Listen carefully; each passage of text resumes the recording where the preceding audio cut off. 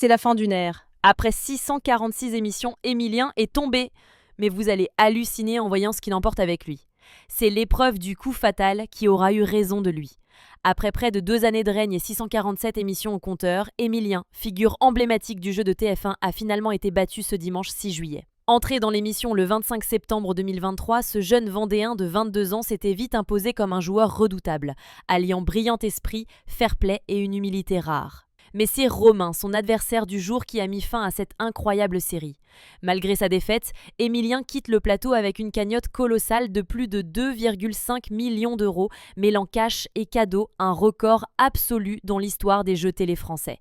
Sur le plateau, avec le sourire, il confie « 21 mois de bonheur, aucun regret, je n'aurais jamais imaginé rester aussi longtemps. C'est une aventure inoubliable. » Ce passionné de quiz n'en est pas à son coup d'essai. À 18 ans, il avait déjà tenté des castings sans succès. C'est grâce aux encouragements de sa grand-mère qu'il a retenté sa chance pour écrire une légende. Étudiant en histoire géo à Toulouse, Émilien a suspendu ses études pour vivre ce rêve.